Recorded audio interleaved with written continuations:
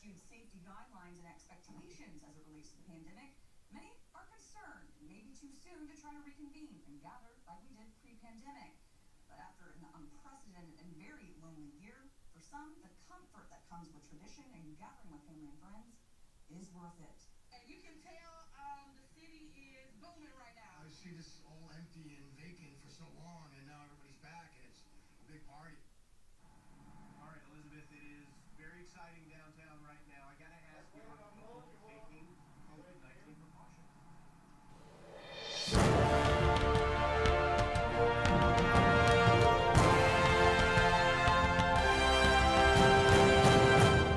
Folks are taking this very seriously.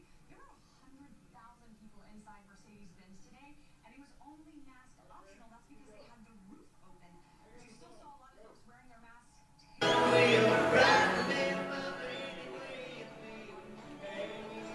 Hello, everybody. Welcome into our Dog Nation post-game show presented by the UGA Bookstore. I'm Brandon Adams. Happy to have Jeff Sintel alongside me. Obviously, you tune in expecting to see Terrence Edwards. Streaming issues inside the stadium. We're not going to be able to connect with Terrence back in Atlanta, but we'll look forward to bringing him in on another post-game show again very soon. Georgia gets a thrilling win against Clemson tonight by a final score of 10-3. This is a physical, hard-fought game. Points at a premium, probably more so than I initially probably thought they would be. But, Jeff, I think you have to start with this. And you've been around watching Georgia football a long time. I've been around watching Georgia football a long time. I think you have to simply say this is one of the most dominant defensive performances from Georgia in a big game in modern program history. And I'm not being excessively hyperbolic by saying that. 7 sacks tonight of DJ Uiagalelei, a couple of very big sacks after a JT Daniels interception where Clemson's on a short field offensively with a chance to change the tone and tenor of this ball game. You get a couple of sacks, you knock Clemson out of field goal range, come away with that possession offensively for the Tigers with 0 points. Obviously, Christopher Smith, a guy that's, I think, close to a lot of our hearts because of the fact that he made a couple of appearances with the Dog Nation before he even became a Georgia football player. 74-yard interception return for a touchdown. This was the Junkyard Dogs on another level from what we've seen before. What a night for Dan Lanning's defense. So let's go a little old school here. All you old school dogs will know this. Brendan, I think Eric Russell would see this defense and he'd be like, hold on now, guys. You're a little rough for that Clemson team tonight. Here's some numbers. This is the lowest point total output of Dabo Swinney's career at Clemson. They had 2 rushing yards. And here's a line for you, Brandon. There are 7 vowels in the last name of DJ Uiagalelei. Georgia has 7 sacks. And I want to take you to that point you're talking about. Interception to JT Daniels. They take over at the Georgia 33, and they go backwards. Georgia forces a punt. And then I want to roll you forward to the last series of the game. And that's when Clemson is trying to drive. They're trying to get something happen. Folks, Georgia is not just good. They're deep, and they're not scared. What I mean by that is when that series started, Brett, I don't know if you noticed this, they rotated Devontae. They rotated Jordan Davis out. They brought Nazir Stackhouse in there. They brought Tramel Walther in there, and they're like, no, we're good with these guys. They gave Jordan Davis and Devontae Wyatt a breather, and everybody got the sacks, Brandon. Trayvon Walker got the sacks. Adam Anderson got the sacks. Jordan Davis got the sacks. Nolan Smith got the sacks. I think they created some havoc. No doubt about that. And that's the thing is like, okay, a lot of Georgia fans are used to, under Kirby Smart, this being a kind of defensive first team. And admittedly, the offensive performance tonight was not what I would have liked for it to be. And we'll certainly get there and talk about that before we're done. Here's the thing you got to understand, though. With no disrespect to any of the recent defenses that Kirby Smart and Dan Lanning have led here, this is not careful defense. This isn't like gap sound, just try to like keep the ball in front of you defense. This is a defense that was essentially playing offense. Because when you're getting the 7 sacks, when you're talking about a couple of those for Nakobe Dean, a couple of those for Jordan Davis, Nolan Smith setting the tone from the very beginning of the game, Trayvon Walker putting a punctuation mark on this football game late. Jeff, those are aggressive, game-changing plays. They are called havoc plays for a reason.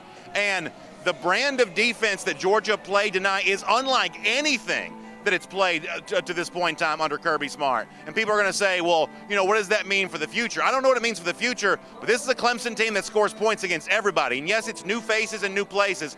This Clemson team has changed over personnel before, and they keep scoring points. But tonight, they weren't just stifled. They were manhandled up and down this field.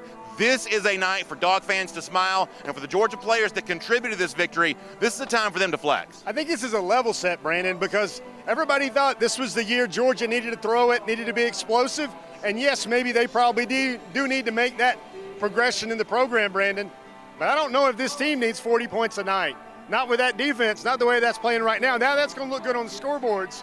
But I don't know if this team, with this depth, and I'm going to tell you one thing, you were rolling out a bunch of names. I'm going to tell you somebody who flapped his wings and really started becoming a Georgia Bulldog linebacker tonight. That was Channing Tindall. Yeah. I think Channing Tindall, to me, looked like that guy when he came to Georgia in the 2018 class, like this guy's going to be a NFL linebacker. This guy's going to roll all over the field. Did you see him range down Will Shipley on a couple of plays, causing a lot of pressure? Folks, I want to take you to two moments because there's not a lot of reporters down here. The reporters have to stay up in the box. They don't get to see these end-of-game scenes. One of them I'm going to tell you about first, Zamir White. Kirby Smart comes and chases down Zamir White like he was Adam Anderson chasing down DJ Uyunglele, gives him a big hug, and then off Kirby's left shoulder was Greg Sankey. Kirby turns around to Greg Sankey, and it looks like a Motley Crue video. The tongue is out there, the big devilish Joker smile. He was basically telling Greg Sankey, we got the conferences back on this one, SEC. Well, how about this? And that's a great story, Jeff, and I'm glad. It's one of the reasons why I like having you in the field so you can tell those stories. But how about, you mentioned Zamir White, how about in the final moments of this game, Georgia gets the ball back, 4 minutes, 44 seconds to go, only up 10-3. A field goal doesn't necessarily help you. Even a touchdown gives Clemson the chance to get the football and, kick an onside kick. You don't need more points. You need zeros on the clock. And they go to Zamir White, and Zamir White ran like a grown you-know-what man on those final carries of this game to salt it away. He had no problem lowering his shoulder. He had no problem absorbing the contact. And it wasn't a pretty day for Georgia offensively. But boy, it was certainly physical and aggressive when it needed to be there at the end of this football game. So here's another thing I noticed. Now, obviously Georgia didn't have the passing game. I think JT ends up 18 out of 30 for 150 yards or something. Only about 4.5 yards per attempt. Yeah, but I looked over at this team in the middle of the game, and I was like, they've got all these defenses. When you look at Georgia, and they had Adam Anderson on one side, they had Nolan Smith on the other, they had Lewis Seen coming up the gap, they had Nakobe Dean on the other gap, and then they had Trayvon Walker on another side.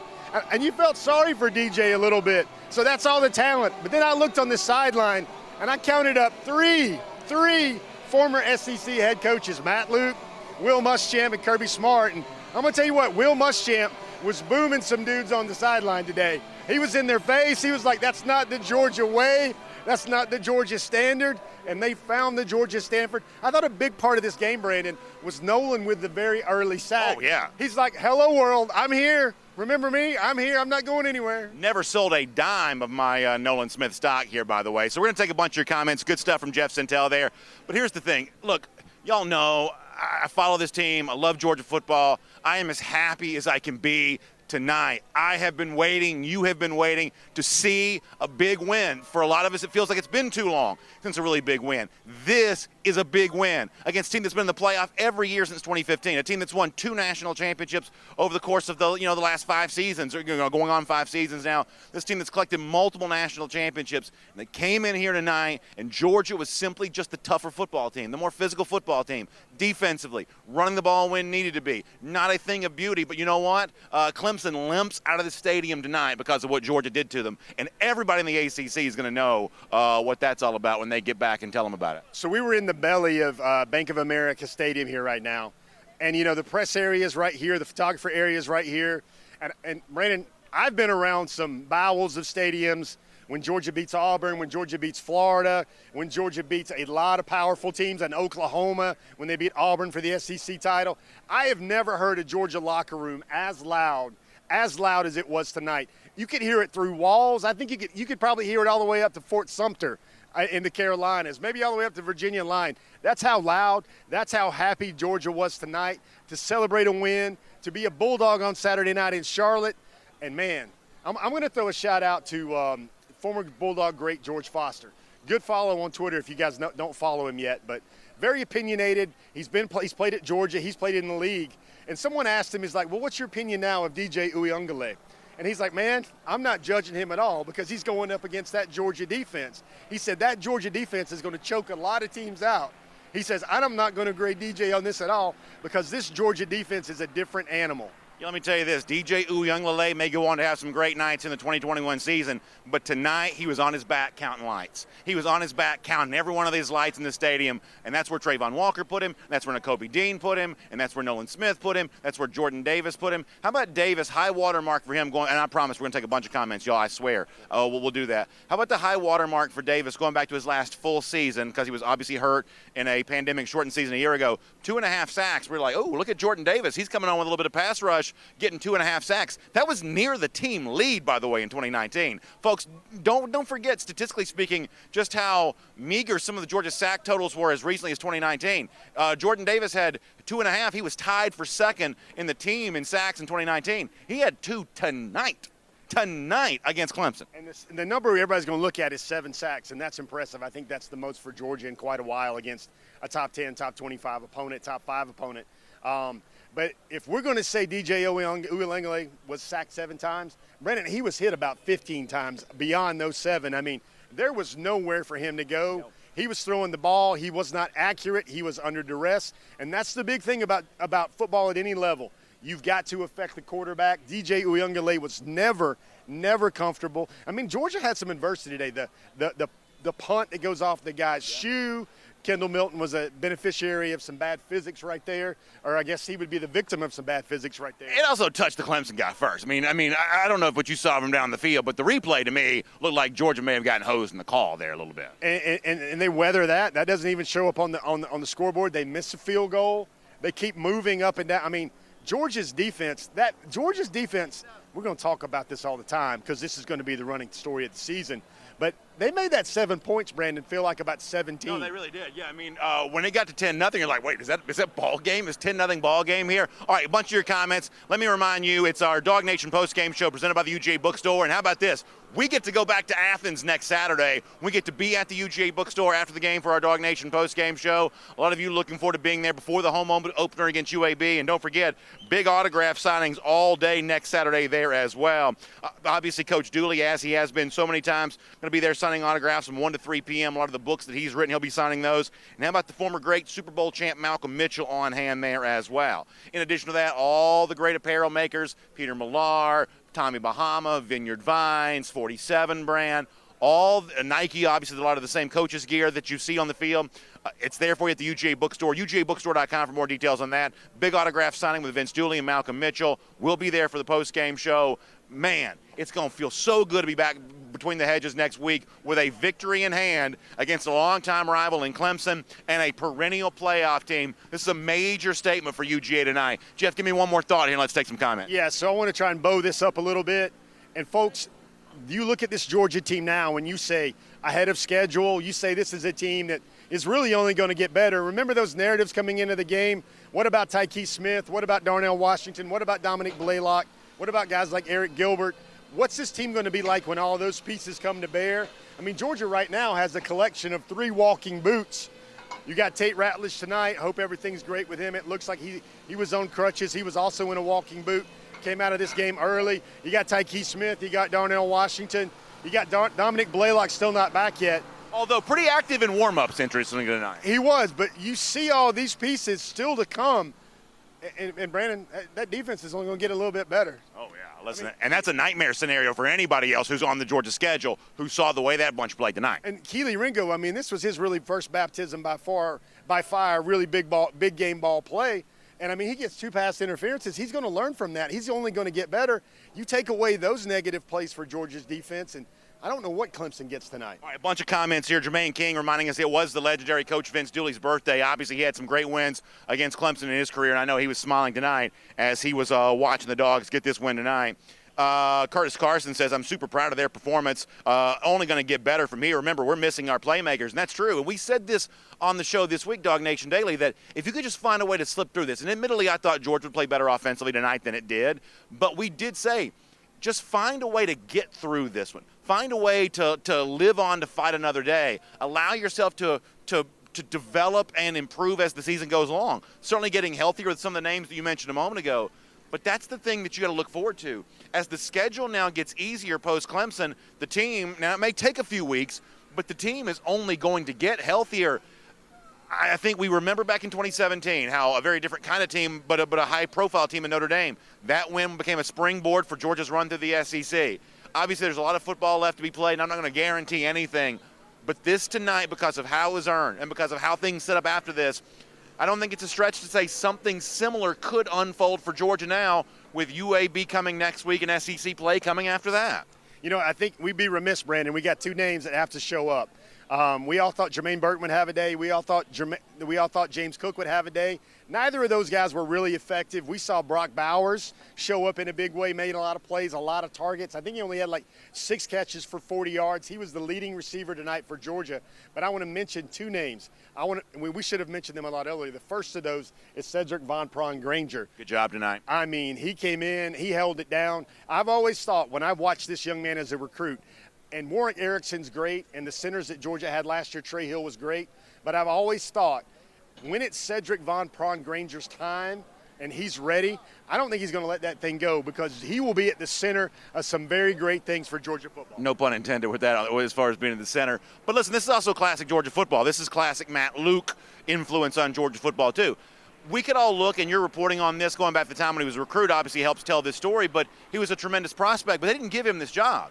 Jeff, they would have started Jamari Salyer at center tonight if they had to. The way in which Salyer was treated in the first scrimmage going back to August is an indication of that. They were not going to give Van Pran the center job because it was his turn. He was going to have to earn that during practice, and he was going to have to make Matt Luke and this Georgia coaching staff feel confident to move Salyer back to the position that he started at tonight there at left tackle. He was going to have to make them trust him enough to do that, and he did. And you saw it happen over the course of the summer to the point where finally a few days ago he's actually speaking to reporters and kind of becoming a spokesman for the team and getting a chance to start tonight. He didn't start because he was the number 50 prospect in the country or whatever he was, from that recent recruiting class. He started because apparently he busted his tail for the month of August. Another name or two that we got to bring up is, Brendan, how many times did we hear the name Miles Murphy called tonight or Brian Brzee?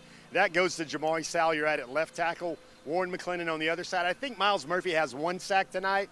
I think a lot of the times, Brandon, when they got to JT Daniels, Georgia's game plan did not give them a chance to get to him much at all with all these quick shots. But I think one of the times they got to JT Daniels was simply a missed block by the interior of the line. You want to talk about the guys that most Georgia people and most analysts thought was going to be hard for Georgia to deal with, the Brian Brzees, the KJ Henrys, the Miles Murphy. For the most part, those guys were stalemated by a great Georgia offensive line. I think that's right. By the way, Jacob O'Neill says, I'm talking about me, my blood pressure must have been high because I'm red. Listen, I'm red because of Dog Nation Invasion Tailgate. We've been doing this all day, folks. We've been having a good time. But as far as like the blood pressure, I say this all the time. As a member of the Coastal Elite broadcast media, I sit in the press box, and obviously you have to have a professional demeanor up there. But I just tie myself in knots during the game. And this is one of those days I'm rocking like the old school Braves pitching coach Leo Mazzoni, and I'm trying to keep my composure. But we knew every big play was going to be at a premium during this game, and this certainly worked out that way. Let's get a few more comments on Facebook. We get some on YouTube there as well. It's our Dog Nation postgame show live on the field here at Bank of America Stadium as the Dogs get a 10-3 win over Clemson.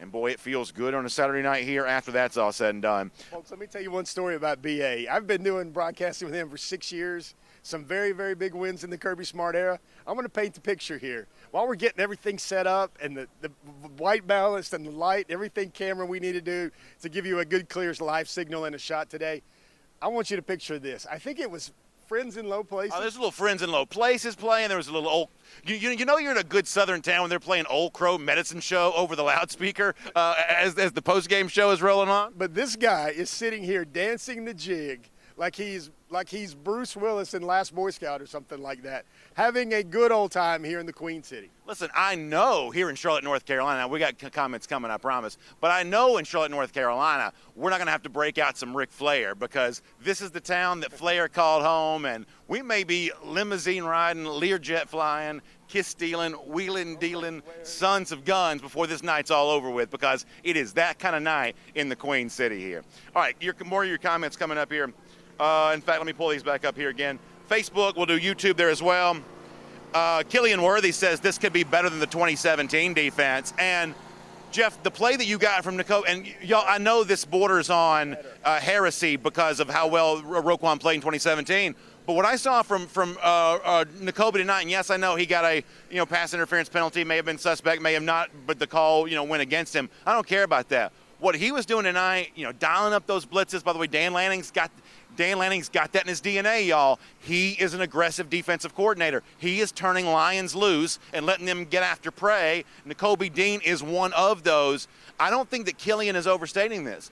I think you're talking about, because it's all the guys we said. It's Jordan Davis, potential first-round pick. It's Trayvon Walker, potential first-round pick. It's Nakobe Dean, potential first-round pick. It's Nolan Smith, who, by the way, is still a potential first-round pick.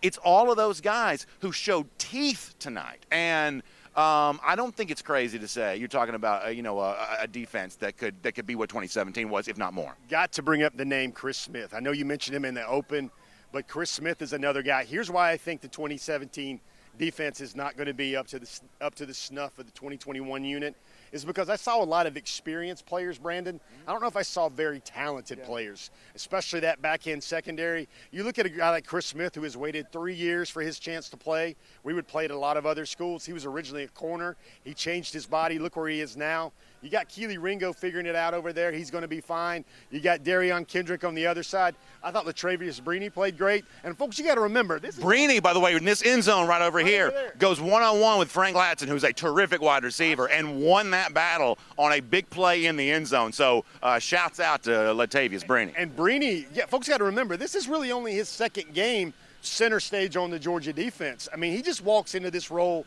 really for the Cincinnati game and now the Clemson game. Here's what's happening here with this Georgia football team. You've got a lot of guys that have waited their turns, third or fourth year in the program.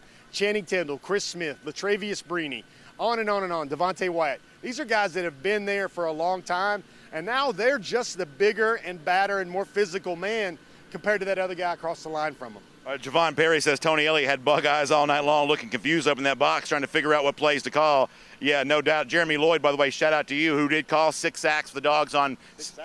Boy, that's a big. At the time, it sounded like almost too bold of a prediction, but it works out to be just about very much what that was. How about some YouTube comments for a moment? Stephen Wainwright checking in to say this Georgia football team is going to be really good after they play a few games, and got off to a great start here tonight. Frank Patterson says, give me 2 claps and a Ric Flair. I like that all the way around. Benjamin says, love the tight end usage. Yeah, I mean, Brock Bowers was targeted about 10 times tonight. I mean, that's clearly – and this is the thing. And I know, look, we'll get to the offense, obviously, and it was not a great day in some respects. But it's not for a lack of creativity on the part of Todd Monken. He was trying tonight. He was getting Bowers involved in as many ways as he possibly could. I thought some of the ways in which James Cook was used – and almost like a jet sweep. I mean, not quite a jet sweep, but almost a jet sweep style play on a couple of key runs there near the end of the game. There was a lot of creativity from what Monken was trying. It didn't lead to a lot of points, and frankly, it didn't lead to a lot of yards. But this is not a guy who was just standing pat, content to let it be nothing. He was looking to dial up whatever he could tonight, and the ways in which you saw obviously Fitzpatrick targeted. You saw a lot for Brock Bowers. That's an example of what a smart offensive coordinator is supposed to do. And, frankly, this Clemson defense is great. The Georgia defense played a historic game, but the Clemson defense in its own right, I think you have to say they played a great game too. Yeah, I thought the way you looked at a lot of things with the way Georgia was playing ball, I mean, you've got across the spectrum. I thought they used a lot of running backs, Brandon. I thought everybody got a lot of touches. You got to see some McIntosh. You got to see some Milton. You got to see some James Cook. I think the difference with that little jet sweep play is now you got to honor Big Milton on the side, and then you break it back the other way, jailbreak it the other way with James Cook. That's how that jet sweep looks a little bit different in this Georgia offense. The other thing I want to say, I hope you guys saw it on the broadcast. I hope you saw it on the primetime broadcast. But really early in this game, Brandon, I want to talk about this far. Zamir White almost blocked a punt, folks. He came so close early in this game to blocking a punt. You had Georgia's. Wait, so you're saying there's a reason that you put great athletes on special teams, going back to the argument at the start of the 2018 season? Folks, there's a reason why you do that? Folks, there, I like that. Folks, there's a fourth quarter game where it's really tight. I'm counting the special teams kick return unit. You know who's out there?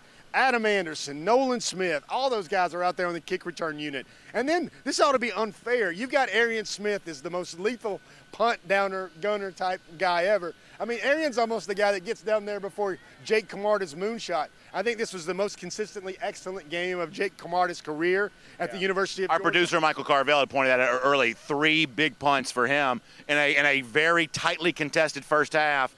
Those punts from Camarda were obviously huge. Inside the 10, but listen, Jake has been that guy that has been bombs and amazing off the drive, but there's one punt every game where you're like, oh, what's that one? He erased that. This is his senior year, another guy. This should act like one of the baddest men in the nation at their position. He's an All-American. He's an All-SEC first-team preseason pick, and Jake Camarda also played like that tonight as well. I think that's exactly right. I want to talk about Chris Smith. We'll get more into Chris Smith later on, but I want to just mention this one thing about Smith right now. You know, Jeff, when you first see a guy like this in the recruiting trail, he's obviously not a very big guy, right? He's not very tall. Changed his body, And that's the kind of the point that I'm getting to. He's not very big. And admittedly, I think a lot of people looked at Chris Smith and said, can this guy really play at Georgia? Frankly, I think Chris Smith knew that people were thinking that about him because, you know, he's a super nice guy, but he's got a little bit of edge to him, right? I don't think he likes the fact that some people thought he wasn't big enough to play at Georgia. And so I remember you and I were speaking with him. It was back in like January before he enrolled at Georgia. It was at one of those awards banquets that a lot of high school guys go to. And I'd seen him a couple months before, and I saw him, a couple months after. And like, there's this muscle definition kind of peeking out of the shirt a little bit. He's still not obviously a tall guy, but the muscle definition showing up. He almost kind of looked like the middleweight champ. You know what I'm saying? Like one of those guys, like a really impressive boxer-style physique. Cruiserweight Evander Holyfield. Yes, something along those lines.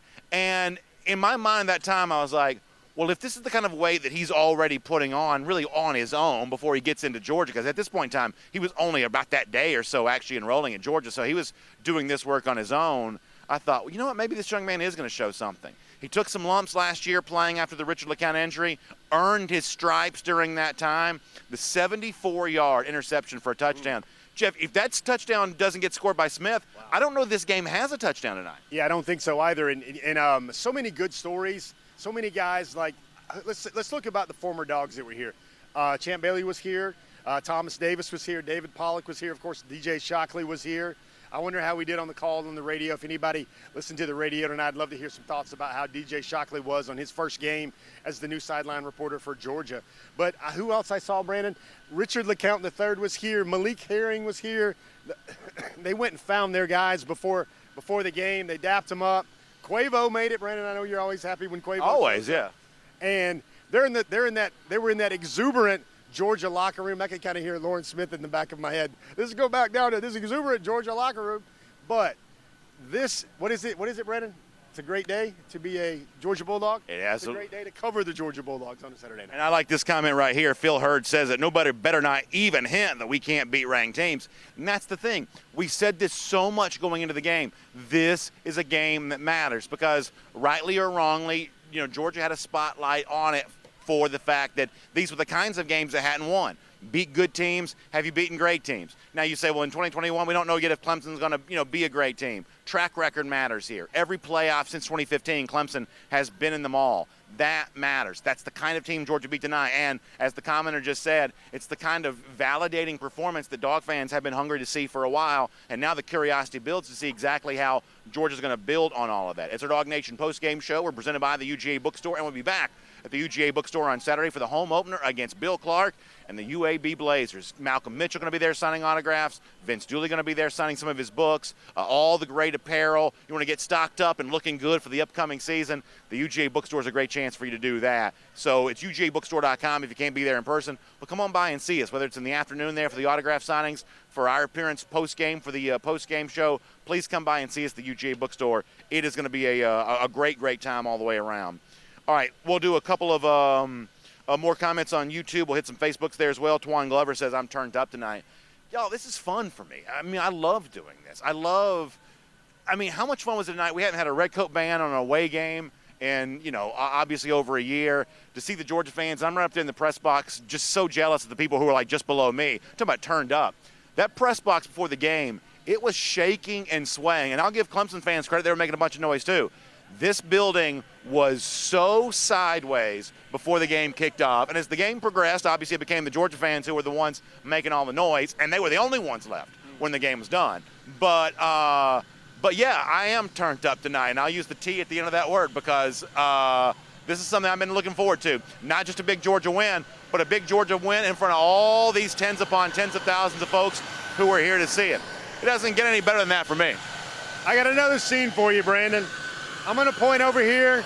That's the locker. That's the entranceway of the tunnel where both teams had to return to their locker rooms. And all the Georgia people were right here over that. And guess what the Clemson football team had to hear as they were making their way back into the bowels of Bank of America Stadium? I'm telling you, folks, these Georgia people hit them with about 19 repetitions of SEC, SEC, SEC. Folks, they buried them in that SEC. I'm talking about get a buttery piece of biscuit and slather that thing up with butter. They covered them up in SEC chants. You listen to the Alliance and to the ACC and the Big Ten and the Pac-12. It is literally SEC versus all y'all now. And tonight was a big blow on all of that. We had Gregory Brumbelow over in our YouTube comment section also mentioned the fact that, I did think Georgia was going to have to score at least 30 points to win this game tonight. We talked about, the fact that teams that had beaten Clemson over the course of the last few years typically had scored 40 to do so. I didn't think Georgia had to score quite that much, but I thought they were going to have to score more than they did tonight. And obviously, there were a lot of moments in this game. I'm not going to lie about that. Even in the midst of a win, friends can still be honest with each other. I expected more from the Georgia offense than we got. Interesting, the personnel groupings that were on the field, especially the wide receiver spot where you saw a lot of Ladd McConkey tonight. Credit to him for earning that playing time, but that's not necessarily what you might would have thought. It's kind of interesting. You've got McConkey, who was a late addition to a recent recruiting class. A.D. Mitchell, who was a 3-star. He played a lot. Jalen Johnson, until recently, was a walk-on in this program, although a guy that's been apparently showing out at practice for going on 2 years. But the point is like there was almost more of guys like that tonight than there was of Jermaine Burton or Marcus Rosemy-Jackson, who admittedly is still coming back from injury. Kyrus Jackson was returning punts, but I don't believe that Jackson took a snap at wide receiver tonight, possibly suggesting that he's still coming back from injury. This was a team, Jeff, that appeared more limited at the receiver spot, even with the injuries, than I probably expected them to, and I'm just being honest by saying that. Yeah, so there's a lot of photographers that cover Georgia, and on game days I transform into a photographer, and a lot of these guys don't know the names of these guys yet, and they're like, who's 43? And I'm like, man, that's Dan Jackson. I was like, how good? Like, he's a freshman, right? And I was like, no, he's actually a walk-on. And then Jalen Johnson makes a play, and they're like, who's that guy? And I said, that's Jalen Johnson, another walk-on who just earned his scholarship as well. Folks, this was a top-5 matchup, and you have a team play this well using contributions from guys that were walk-ons last season, and they were playing in some big moments. Like I said, I thought it took a lot of machismo for this is the fourth quarter. This is the fourth quarter, and Clemson's going to come out there with that shot, and I'm like, is Georgia really rolling out in Nazir Stackhouse and Tramel Walthor onto that front defensive line? And they're like, no problem. They got this. We're just trying to get Jordan Davis 4 cups of Gatorade. We're just trying to get Devontae Wyatt 4 cups of Powerade, whatever it is. And I want to tell you, we said this, Brandon. I don't know what the defense could have done more. I don't. I mean, you had a huge interception return for a touchdown. You had sacks all over the place. You had, obviously Clemson was not expected to be a dominant running team tonight, but they had no chance to do that. This is a Georgia team, and I mean this. I think sometimes because, I tend to get a little excited at moments like this that people think I'm given hyperbole.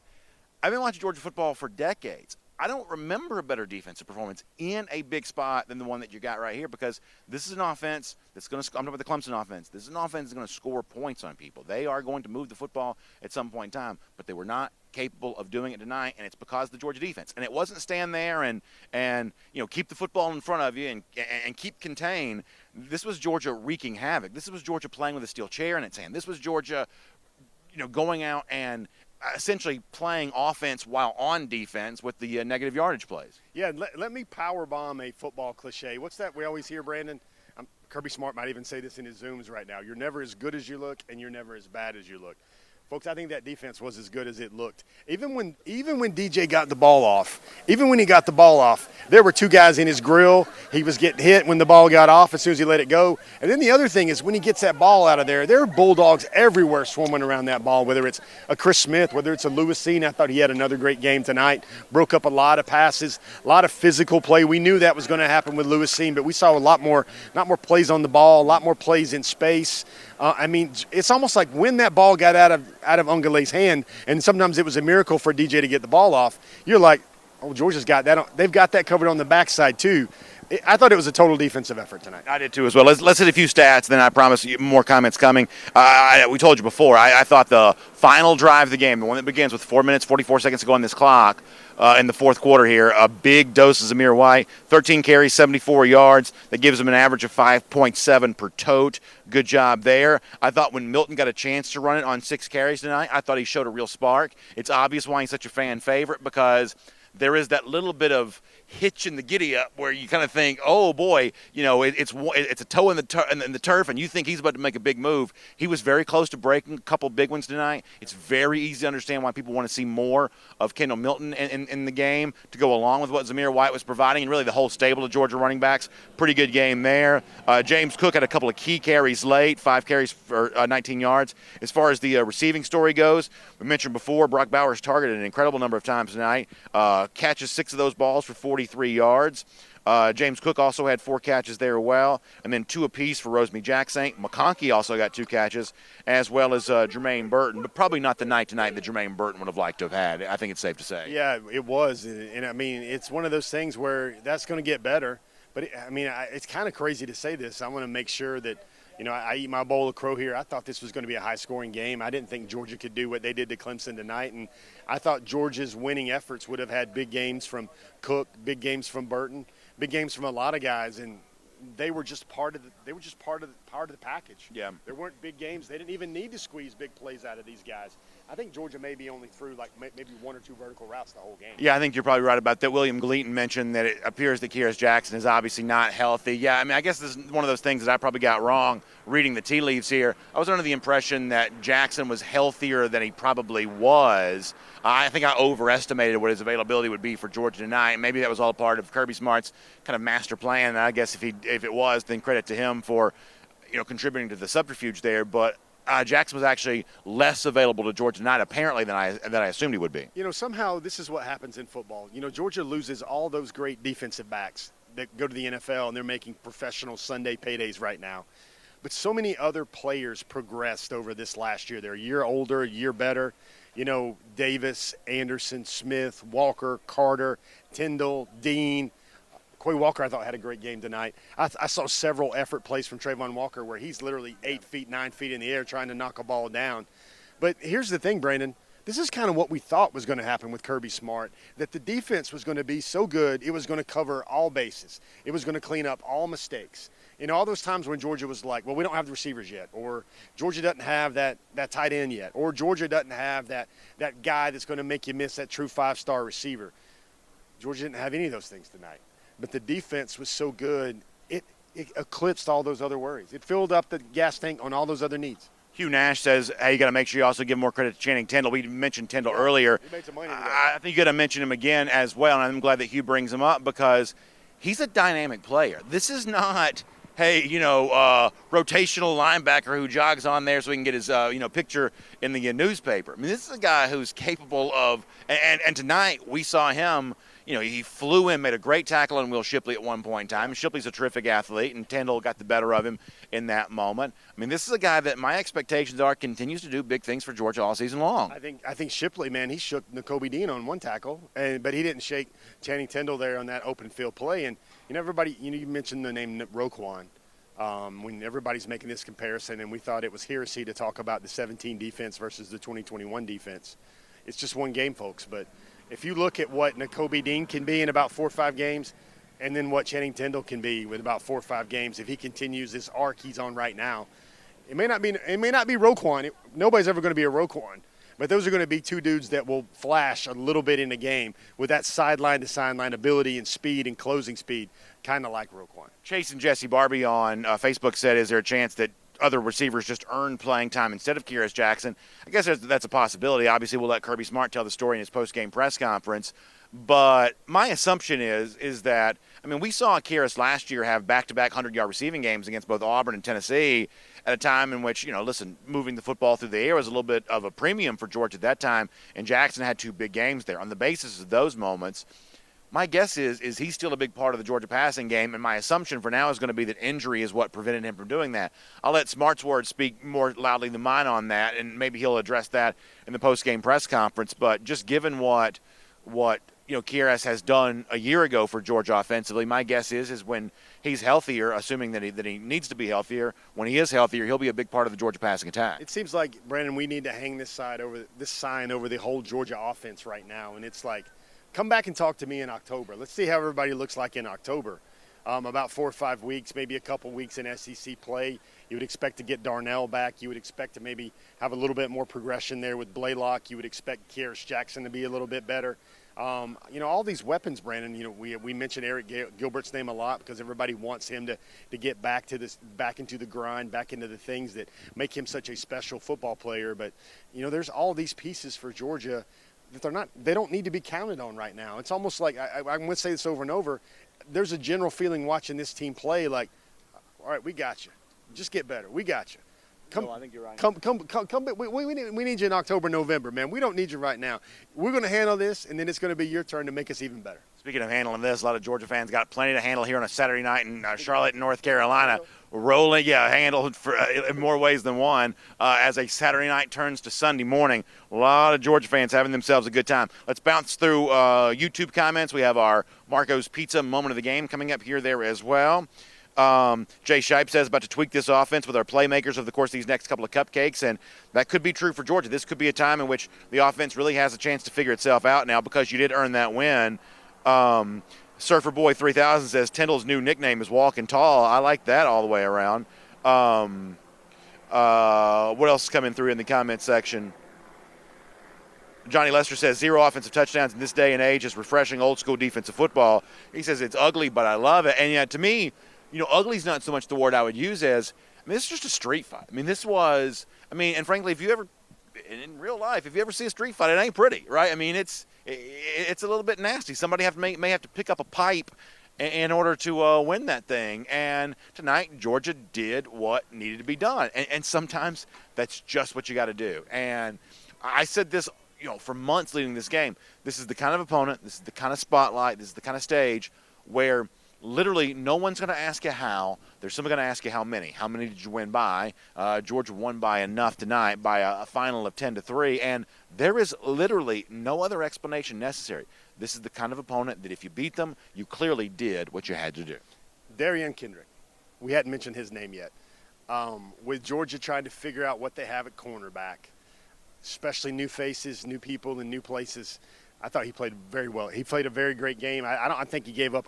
Did you see him get a completion on him? I don't know if they completed a ball on Darian Kendrick unless it was something on the perimeter in front of him. I think Nagata got him one time, but and they got that one big play. Nagata had about a 30-yard play, but I expected about eight or nine plays like that from Clemson in this game, and there was only that one that they had right there. So Thomas Van Sant on YouTube bringing up the rankings, and I had no problem where Georgia was ranked in the preseason, but I did think in terms of taking the rankings seriously, this game, this measuring stick was going to matter. And, yes, I know Alabama had a dominant win against Miami, but Miami as a program, unproven in comparison to the Clemson team that Georgia beat tonight. If I had a vote, I don't have a vote in the AP poll. They don't let Not yet. ragamuffins like me vote and things like that. Coastal Empire Media Right, Society. yeah. Coastal Elite broadcast media members don't necessarily always vote in the AP poll, but if I did, Georgia would be my vote to be the number one team in the country. I think it's fairly clear that if you beat a team like Clemson in week 1, if you're ranked where Georgia was ranked before, I think moving up to number 1 makes sense. I would rank Georgia ahead of Alabama right now. That doesn't mean that Georgia beats Alabama in the SEC championship. It doesn't mean they even get a chance to play in the SEC championship. But if I had a vote tonight for the number 1 team in the country, the Georgia Bulldogs would get my vote. Well, certainly we'll jump Ohio State, I think. Certainly we'll jump Oklahoma this week. Certainly those are the teams in front of their way. They'll jump Clemson. I think Georgia, don't you think it's a safe bet that Georgia, if not, goes all the way to 1, like your vote would give it to them? I think Georgia is a comfortable number 2 in the country right now. I would certainly hope so. I certainly hope people are paying attention enough on that. Let me get a comment here because I think it's kind of interesting. McSistro Bistro says, only Dog Nation really believed Georgia was going to win this game. Nationally, people are saying they had no chance. The ESPN win percentage for UGA was like 35% at the start of the game. Listen, I'm not going to lie to you. I mean, I'm a huge Georgia partisan, but I was not overwhelmingly confident that Georgia was going to win this game tonight. Now, I've also told you on Dog Nation Daily a million times, I'm also not going to insult any of you by, coming on the show and picking Clemson to win. I wouldn't go that far with it. But this was not a game that I had overwhelming confidence in. So part of my happiness tonight was I wasn't quite sure that Georgia had it in them. I mean, let's not forget this, y'all. And not to bring up a bad memory here, but part of what makes the defense performance that was on display here tonight so special was in big games a year ago, that's not the way that Georgia played defensively. So maybe I still had a little bit of that taste in my mouth. Maybe I still had some of that going on.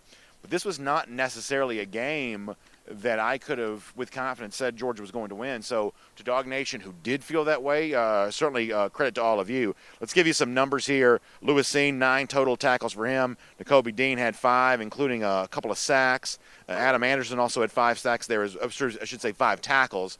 A sack included for Double A. Latavius Brini has 4 tackles to go along with a very impressive couple pass breakups for him.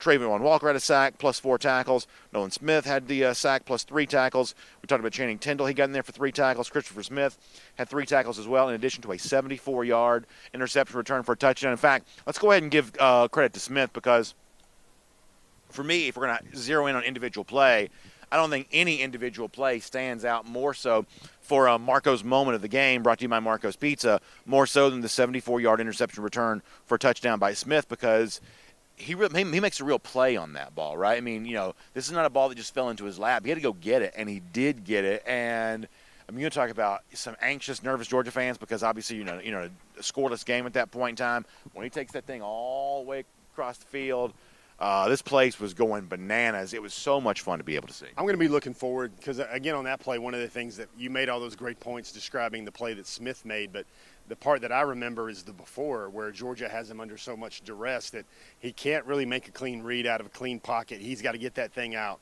a lot quicker, winging it out there than he ever thought he would. And that's just what this team has done. It has created, I guess it would be the symmetry of the front end, the linebackers, and the defensive side of the ball in the secondary, especially a guy like Chris Smith. And I mean, when that play happens, you just got the feeling. There's so many times where it seemed like Georgia was in. You got me on wrestling again, Brandon. It seemed like they had a chokehold on this game, and the leads felt comfortable. The 33 yards they had to go felt comfortable. We'll say this over and over. It was truly a dominating night. Yeah, chokehold, and you know what happened at the end? Clemson tapped out. They tapped out. They tapped out, and the lights went out, and the Dogs got a win here tonight. That's our Marco's Pizza moment of the game. Congratulations to Georgia defensive back Chris Smith for coming up with the interception. Certainly, truly well-earned for him, and you're looking for a way to celebrate. Some of you are going to need, to recuperate maybe a little bit on Sunday. Marco's Pizza, a great choice for all of that. Go to the Marco's app, marcos.com. You can place your order. You get great savings as well. I had a large one-topping pizza right now for just $9.99. Of course, participation may vary. Check your local store for more details on that. But great savings, including a large one-topping pizza for $9.99. Marcos.com, Marco's app, Marco's pizza moment of the game here on our Dog Nation post-game show presented by the UGA bookstore. We got a few minutes left. Let's bounce through as many comments as we can during that time here late on a Saturday. I said this off the top of the program. I'll also mention this there as well. The streaming issues for us tonight, we could not connect back to Atlanta. We're able to kind of do this from here because we're not connecting, through Wi-Fi to do it. But we're not able to bring on Terrence Edwards tonight. But we'll look forward to having Terrence's thoughts on Dog Nation post-game shows coming up later on this season. For those of you that tuned in to hear Terrence, I love hearing Terrence there as well. And we're looking forward to having him back again very soon. Happy to have Jeff Sentell, by the way, standing in here tonight. I think Terrence said, I think I'll quote his Twitter account. He said it wasn't pretty, but Georgia is now 1-0, and I think he dropped a Go Dogs as well. So that's what Terrence Edwards is thinking tonight. Yeah, for sure on that. Matt Rukavina says we didn't take one shot down the field, and I'm upset about that. I mean, I thought there were moments that Georgia could have done more offensively than it did, whether it is taking some more shots down the field, trying to get Arian Smith involved, as a for instance on that. But also think about late stages of the first half, facing a fourth down at 43-yard line, Clemson territory, a chance to go for it on fourth down. Georgia chose not to do that. In a similar situation in the second half, Clemson does go for it on fourth down. Of course, Georgia came up and got a big stop there. But, offensively, this is where I want to see Georgia take this great defense out for a spin. Believe in your team. Believe in your unit. Believe in your offense. And, go out there and give them a chance to convert that. Camarda had a terrific punt on the ensuing play after the decision from Kirby Smart there. But not only do I want to see more deep shots down the field taking those chances, but I also want to see, aggressive play, short field goal try or a punt inside your own scoring, side of the field. Show me some confidence in the offense and keep them out there for a key fourth down. Those are things that from the Georgia offense, admittedly, I'd like to see more of. I'm not going to complain about it on a night that results in a Georgia victory like this, but in the moment, you better believe I was thinking about that. There's a lot of areas. I want to tell you this. Like for me, this is the first time I've photographed a Georgia football game in almost 18 months or whatever.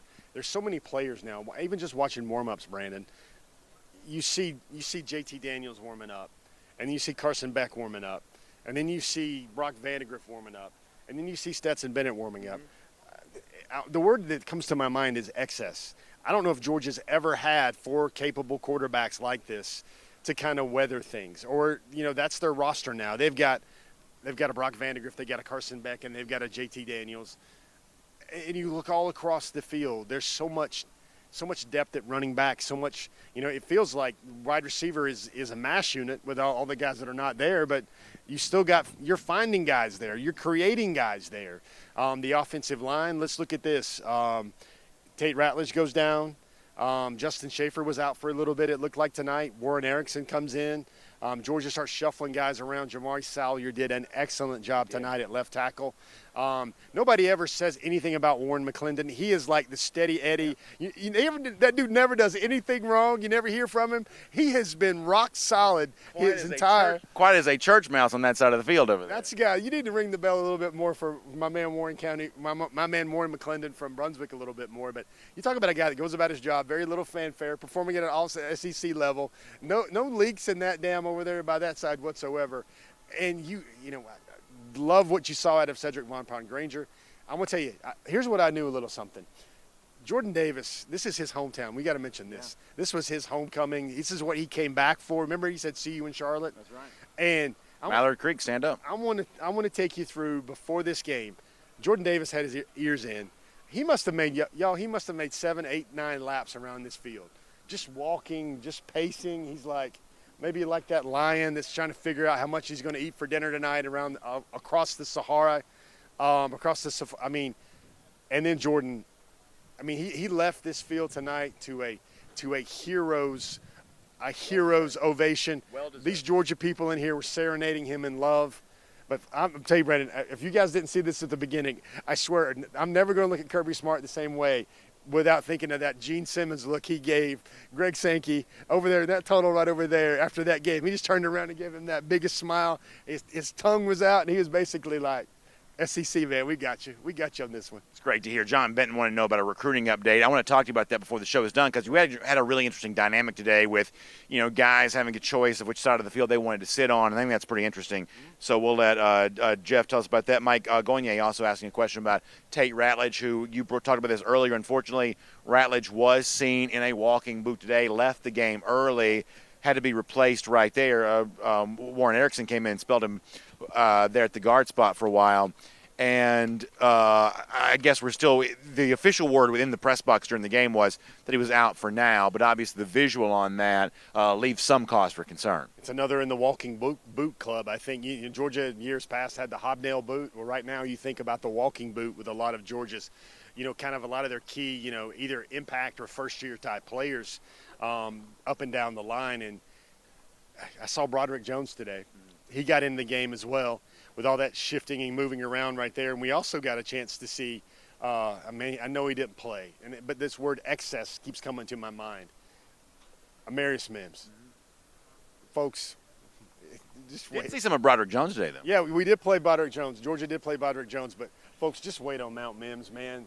When you see the team that plays this well, pass protects so well, and they got a guy like that that's coming up the mountain too with them.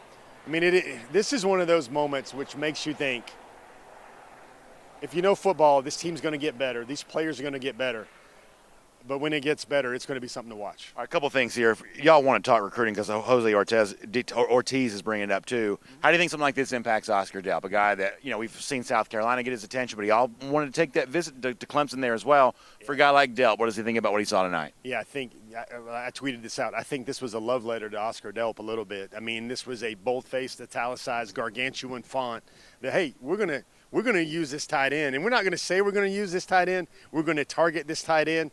Delp tells me many times that he thinks he's the same type of player that Brock Bowers is. That's the type of skill set, the type of dynamic that he thinks he can bring to a college football program. I would agree with him. That's not hubris out of a young man right there. And, boy, Georgia showed him that tonight. Folks, I want to tell you, one of the first things I saw is I know Jalen a little bit. And Jalen basically, he goes like this, and he's right over there, front row, and he goes, you know who that was underneath the hand? That was Big Bear Alexander. It's almost like Jalen's like, man, I got him today. I'm his tour guide today. Brandon touched. You love to see it. Brandon touched on this. This was an interesting dynamic. I know Georgia fans wanted to see the type of performance that would make Luther Burden interested, that would make Andre Green Jr. a lot more interested. Well, here's what you got. If you play defense and you want to play stonewall, you want to play brick wall type defense in the SEC, well, Georgia gave you a calling card example of what that should look like. The dynamic here was great because there's a lot of players that tell me, I love Clemson. And then they're like, I love Georgia too.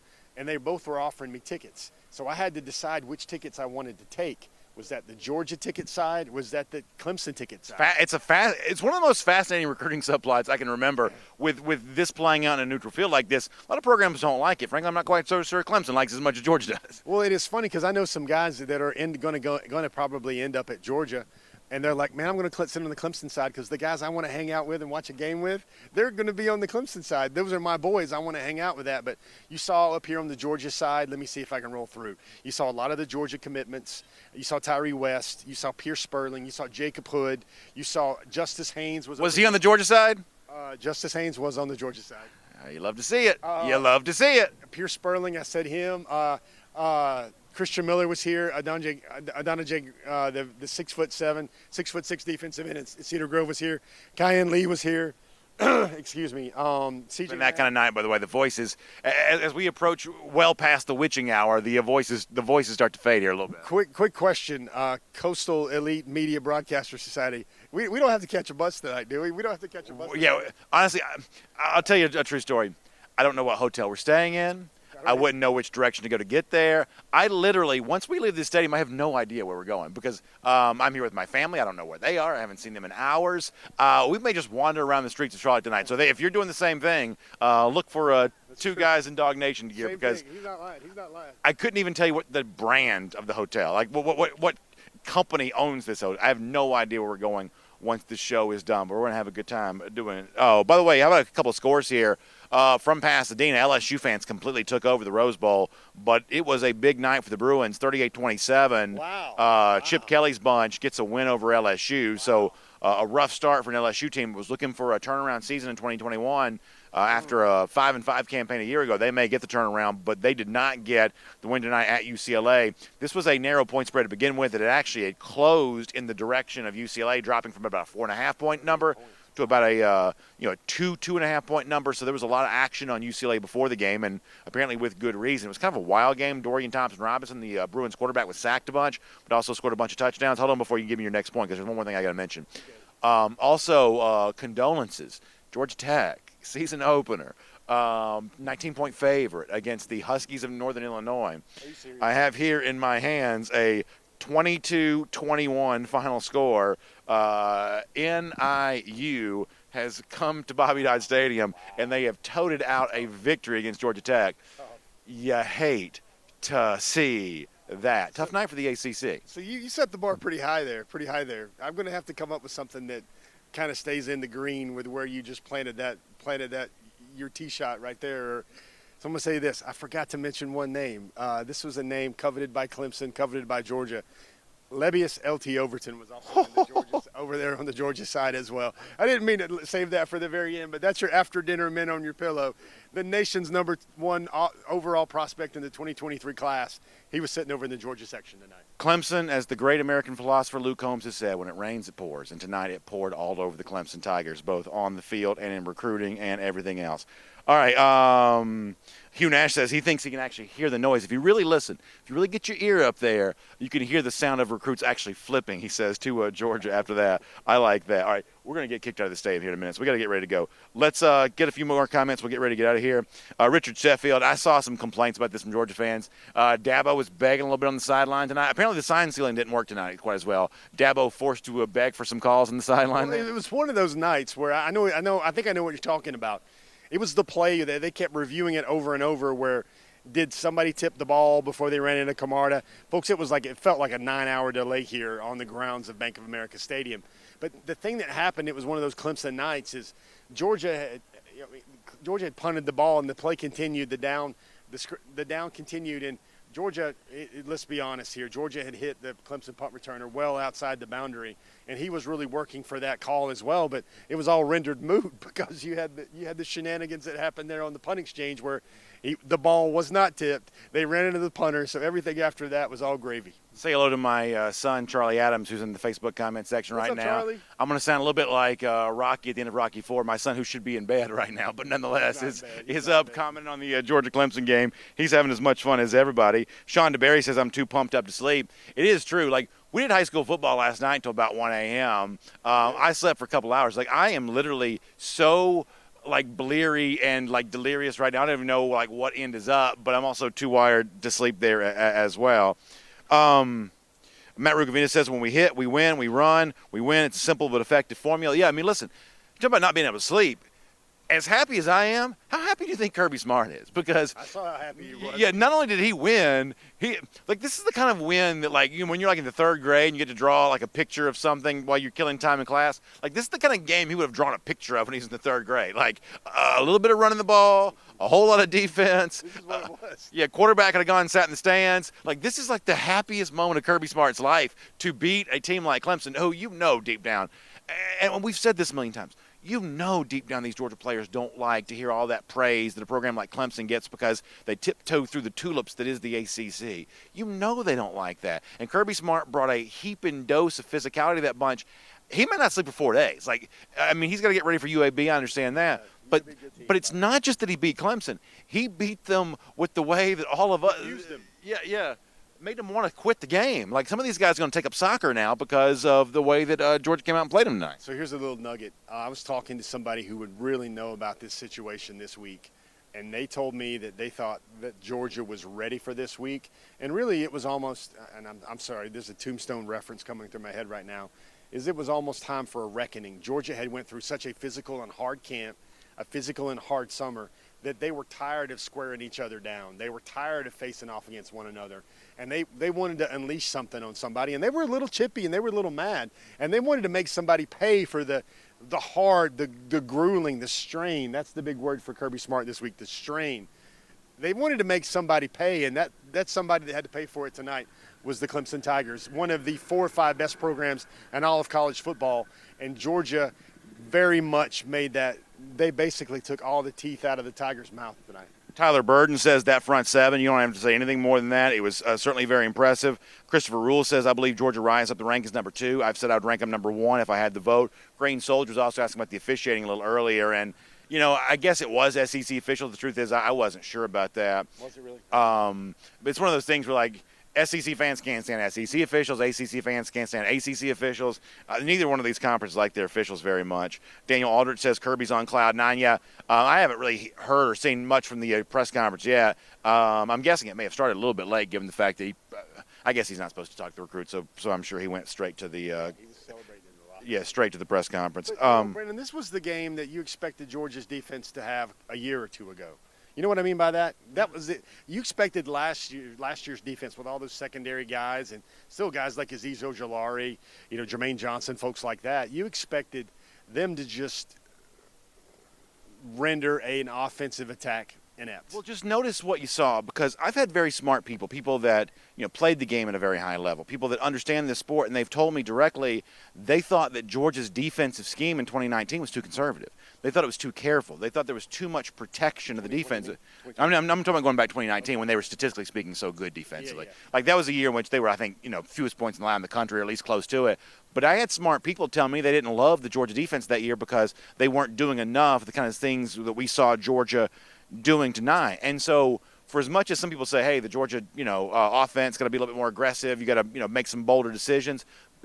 At one point, smart people were also saying that about the Georgia defense, that they were not allowing, you know, edge rushers to wreak havoc. Think about how much that's changed now, and I credit Dan Lanning for that. I said this during the offseason. You know, money whipping Texas and keeping Dan Lanning employed here at Georgia was a very big deal. I think in the case of Kansas and the head coaching job, I think Kansas was looking for an experienced head coach there, but Lanning absolutely had the chance to go to Texas and be defensive coordinator with Steve Sarkisian. Georgia was able to keep him. And I think it's Lanning's personality. Go back and watch. You go to the Dog Nation YouTube page and see this. Go back and watch his press conference a couple weeks ago. He talks about tackles for loss and sacks and havoc. Like that, those kinds of words just drip out of his mouth when he speaks. He has a philosophy. And I thought last year, even though it was not a great year for Georgia defensively, I thought it was a philosophy that really evolved for Georgia there. Here's what I hear from a lot of folks. Here's what I hear from a lot of folks about Lanning. And these are people that he's been recruiting, or there's people that are close to him or whatever. They say he doesn't want to leave a place like Georgia until he wins a national championship. Yeah. Yeah. Finish that sentence. Finish that sentence. We'll finish that sentence in January. Yeah, he's not here for a season. He's here for a reason. And we'll see how that plays out. All right, they're going to kick us off the step, but turn the lights off. So big thanks to Michael Carvell back in Atlanta, who's produced for us here. Huge thanks to Connor Riley, who's also helped us a little bit with the technological setup. Jeff Sintel stepping into pinch hit when he didn't necessarily know he was going to be in the post-game show. Big appreciation to you for all your great comments. Appreciate that there as well. Y'all try to get a little bit of sleep. Try to behave yourselves if you can. And then we'll see you Monday morning for Dog Nation Daily, and we'll get into all of this and more about what everybody's saying about a big-time dominant performance for Georgia defense. Junkyard Dogs indeed. This was a throwback to the generation that so many of us would love to see Georgia get back to. Bleeding forehead of Irk Russell and everything else. Tonight was one of those kinds of nights, and it was a lot of fun to be here in person for, and wherever you were and watching the game, hope you enjoyed that as well. For Jeff Sintel, thanks for being here for our Dog Nation post-game show presented by the UGA Bookstore. We'll see you at the UGA Bookstore next Saturday. Malcolm Mitchell, Vince Dooley on hand. We'll be there for the post-game show there as well, getting decked out in red and black, that apparel coming from the UGA Bookstore. So y'all have a great week, have a great night, or I guess great Sunday morning. That's basically where we are now. And we'll see you next time here on our Dog Nation post-game show presented by the UGA Bookstore.